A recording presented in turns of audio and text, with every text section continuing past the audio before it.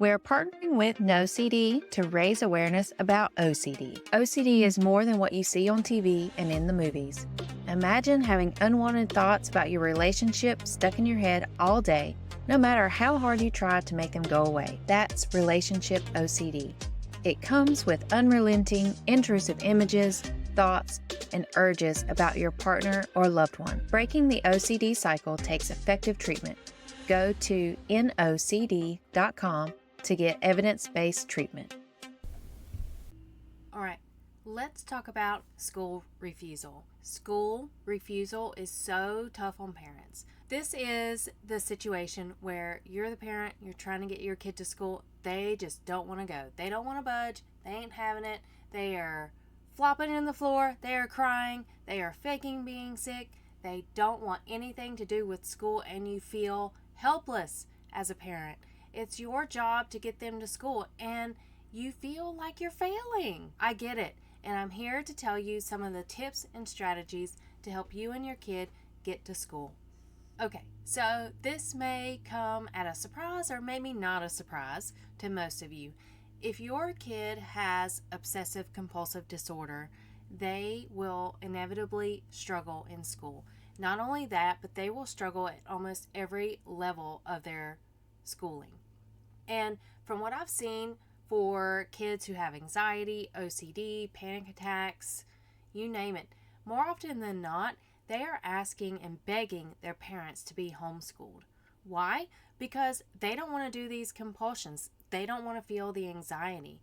And so parents feel compelled to homeschool their kids because they want to make sure they get an education. But in the way parenting goes now, we give in to our kids way too easily. But really, all in all, a lot of times parents of a kid with OCD, they don't know what else to do.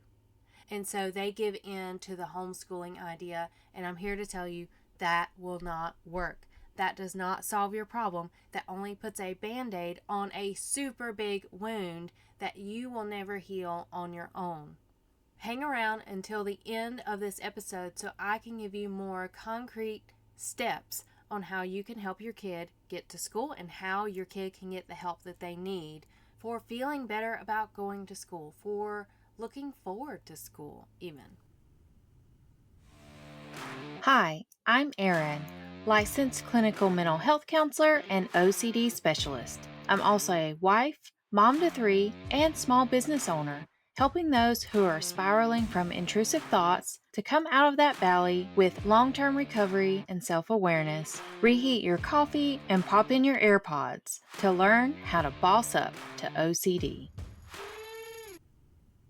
So there's this research study that was published out on the International OCD Foundation website, and it very clearly demonstrates and explains that kids in a family, the one with OCD, is much more impacted in their educational development than the other kid who does not have OCD.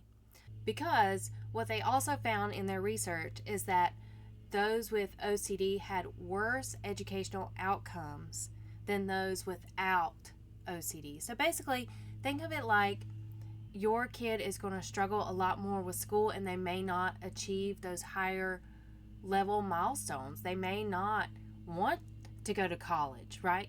And as a parent, first of all, I hope that you are encouraging your kids to go to college or to do a trade or to get a job. Please don't raise Dependosaurus kids. Okay, so this is the part, parents, that I need you to hear. If you get your kid into treatment sooner rather than later, they are more likely to achieve the higher levels of education. Can you imagine? Don't put it off. Get them in therapy today with an OCD specialist. If you're located in North Carolina or Virginia, I am offering intensive outpatient programs.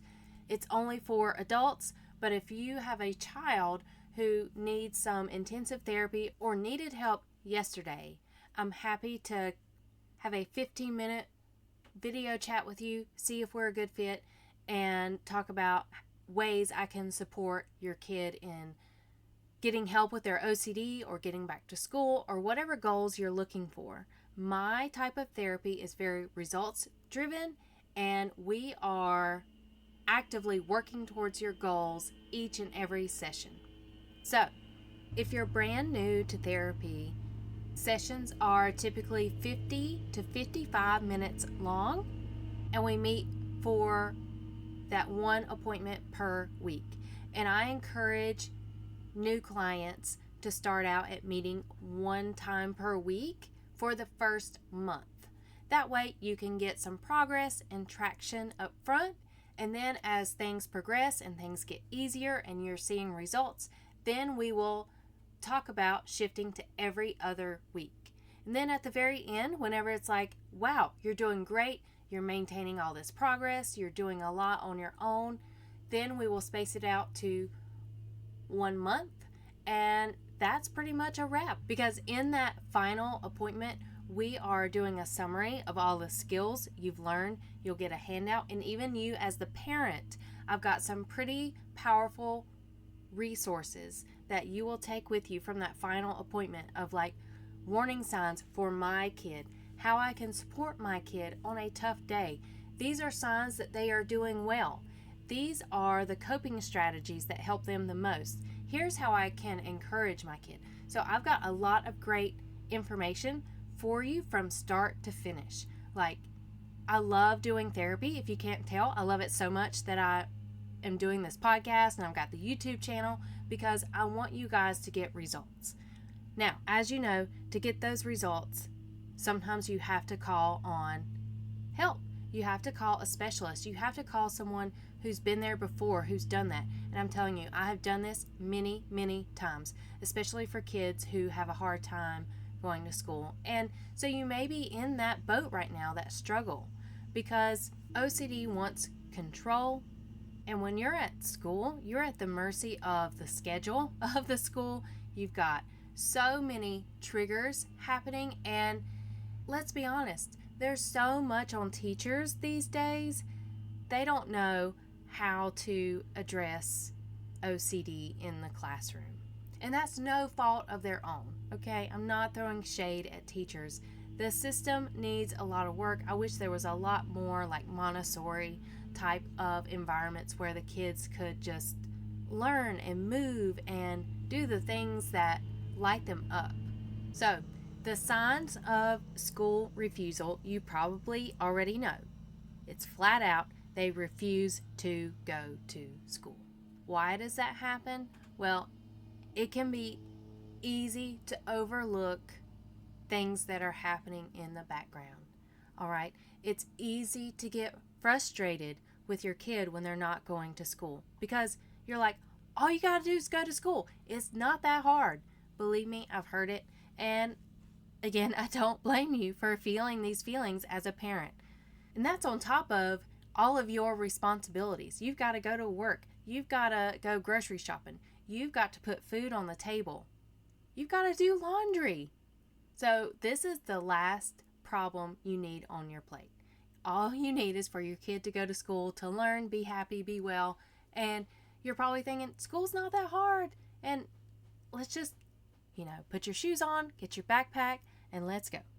But instead, you're in this power struggle with your kid, and maybe they are asking for reassurance if they're going to get sick, or they are still getting ready. Y'all, for a kid with OCD, their morning routine can take hours, and it just grows and grows and grows and grows. And as the parent, you're thinking like, oh my gosh, just get ready already. Just hurry up. But what you're not realizing is how many times they're having to brush their teeth a certain way, or brush their hair a certain way, or flip the light switch, or they're in this debate of which colored shirt to wear, because their intrusive thoughts are saying things like, well, if you wear red, then that means you worship the devil. But if you wear black, that means you may get sick. And I get it. It doesn't sound logical, and they already know this too. And so they're probably going to be afraid to tell you what they're actually thinking. So it looks like a lot of indecisiveness. It looks like a lot of worry, a lot of resistance. Now, in getting into the case studies and the experience I've had in treating kids who have school refusal, I will tell you that it doesn't get any better if you let them not go to school. I know it's hard, and as a parent, you want to help your child feel happy and feel comfortable, but the answer is not to let them stay home. All right, what tends to happen if you do let your kids stay home from school is that avoidance only grows. It only gets worse. And in fact, in thinking about a kid that I worked with, and I advised the parent, don't let them be homeschooled, they still did it anyway, and their child then, guess what? They didn't want to go to softball practice. They didn't want to go to their friend's sleepover. So it's like that avoidance only got worse and worry got bigger. Then on top of that, like, the concern was, how do we get this kid to socialize? How do we get them to build up their confidence and their self-esteem if they're not around people? And I've seen that happen more than once. All right, so let's talk about those strategies to help your kid get back into school. First of all, go get help from a licensed mental health counselor, particularly one that specializes in OCD. So if you're located in North Carolina or Virginia, you can schedule an appointment with me. I would be happy to talk with you and see if we are a good fit.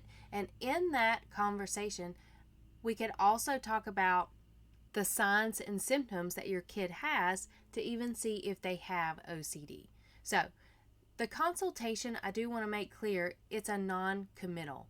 All I ask is that you do show up and you do let me know if you're ready to move forward or not, because there is a time-limited opportunity for you to get on my caseload, and I will move on to the next person who is ready and willing. All right, so just keep that in mind if you're interested in working with me.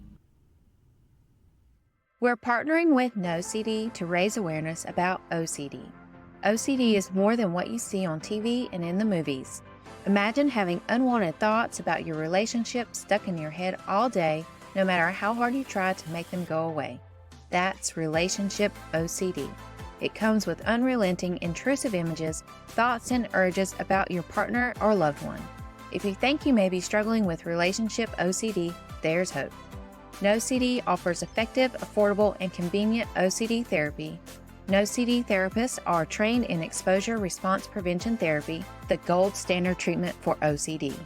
With OCD, you can do virtual, live, face-to-face video sessions with one of their licensed specialty trained therapists. It's affordable and they accept most major insurance plans. Breaking the relationship OCD cycle takes effective treatment. To get started with OCD, go to nocd.com/savage.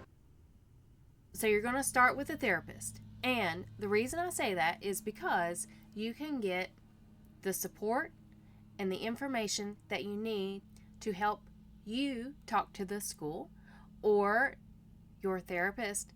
You can sign a release of information, have your therapist talk to the teachers and give them some education around what your child is struggling with and how the teachers can support your kid. I've had plenty of calls with school counselors also, because OCD is such a unique and complicated disorder that you do need a specialist to help you move forward in your life or help your kid move forward in their life. Now, some of you may feel worried or skeptical about having the school know that your kid has OCD. I get it. That feels very vulnerable, and you may want to keep their information private. Again, I understand where you're coming from. But let me share this with you. There was another study done, and it's published on the ResearchGate website from the Journal of Child and Family Studies, that shared that when the school was aware that the child had OCD, the child had better outcomes. So just in summary, like, once the school staff knows what your child is struggling with, and then they are then equipped with the knowledge and the information and the skills on how to help your child, you're going to see a big difference. This is a team approach, But OCD doesn't stop at school. And so the teachers can help be that coach for your child when you can't be there. Because as we know, it's very easy to enable OCD.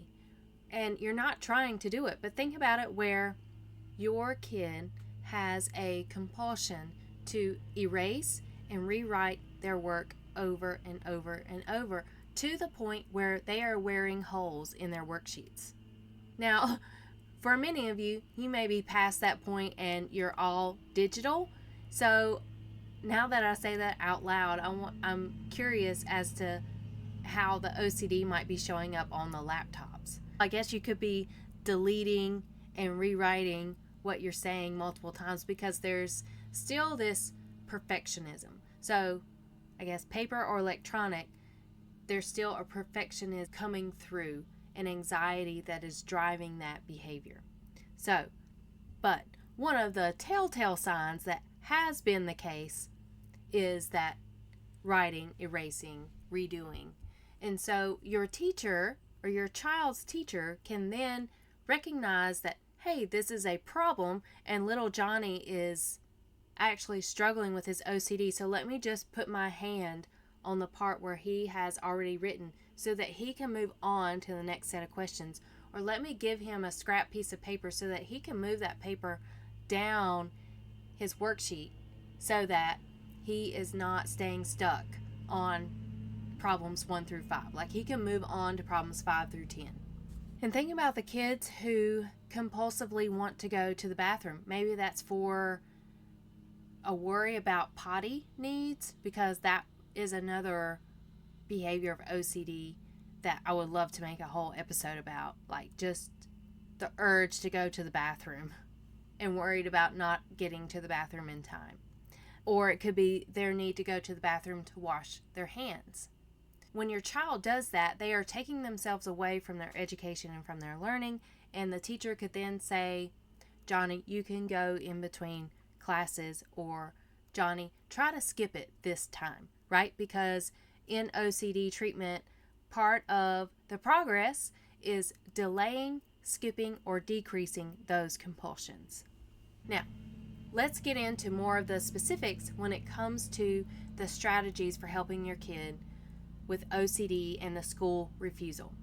All right, so first of all, I want you to start thinking of what is the opposite that they need in this moment. Okay, so the first thing that comes to mind is they are refusing to go to school. So the opposite is to take them to school. All right, now that may feel like a lot or very overwhelming to your kid, but hear me out. Whenever you recognize the opposite of what they're asking for, I want you to break that down into small steps. Okay, here's an example. They're refusing to go to school. Opposite, let's go to school. Small step, let's drive by the school. Next step, let's walk to the front of the school. Third step, let's chat with the school counselor. You see where I'm going with this? So we can break it down bit by bit. And if you need even smaller steps, then let's start with looking at pictures of the school on their website or going to their social media page, which might really relate to your kid because they're used to the scroll, they're used to seeing content. And if they can see content that's being created from the school, normally it's very positive, right? I love seeing all of those happy posts about like, oh, look at such and such bank that donated all these school supplies. So if you are a business out there and donating school supplies, thank you so much. That is such a blessing to all the children out there and to the parents, to the families. I just love it. It's so sweet. All right, but those are your tips, okay? You need to think of the opposite and break it down into small steps. All right, and then tip number 2, well, I guess it'd be like tip 3 or 4 because that was like a bunch of tips all in number 1. But next tip, do not let them stay home. The avoidance only gets stronger. The avoidance only gets bigger, and it's a lot more of a battle to make them go. Now, here's my hot take on quote-unquote mental health days. don't do it. Don't let your kid have a mental health day. You know why? Because they don't have the brain capacity and the mature decision making to see the difference in a mental health day versus quitting versus laying out, and it just leads down this whole snowball effect of avoiding. So as you can see here, the main theme is don't let them avoid for no reason, like no excuse. Like, don't get me wrong, if you've got to go to the doctor, the dentist, the therapist, the things, then you do that, but then you go straight back to school. Okay, another tip. Don't let them stay up late. Try to give them a good, healthy bedtime routine, because by doing that, they can get the rest that they need, and then they're not waking up tired and cranky and just a basket case in the morning. Y'all been there, you know what I'm talking about. And probably those first few weeks of school were a huge wake-up call for you and your kids. Yeah, summer's over. Ugh. But yeah, let them get a good night's sleep. Here's another tip. In the morning, give them something to enjoy with their breakfast. Like, make them bacon and eggs. Have them eat some protein, and that's something that they enjoy. It doesn't have to be bacon and eggs. Now, I do love a good plate of bacon and eggs, but the protein is going to help them feel motivated. It's going to get their dopamine going, and dopamine is that brain chemical that helps with reward and motivation. But the other motivating piece here is maybe you give them a reward system where they get to pick the TV show for the night, or they get to pick the fun activity for the evening, or, maybe if they get so many stickers throughout the week. So let's say that they earn a sticker by going to school, and by the end of the week, if they've got all 5 stickers, then you will take them to the movies, or you will take them on a play date, or whatever incentive your kid needs. Now, I'm not saying buy them a Nintendo Switch. If anything, please don't feed into the video game world, but more of whatever incentive is going to motivate your child. If it is money, make it manageable, make it something sustainable that you can maintain and honor as they check off those rewards and those tasks that you're expecting of them. We're partnering with OCD to raise awareness about OCD. OCD is more than what you see on TV and in the movies.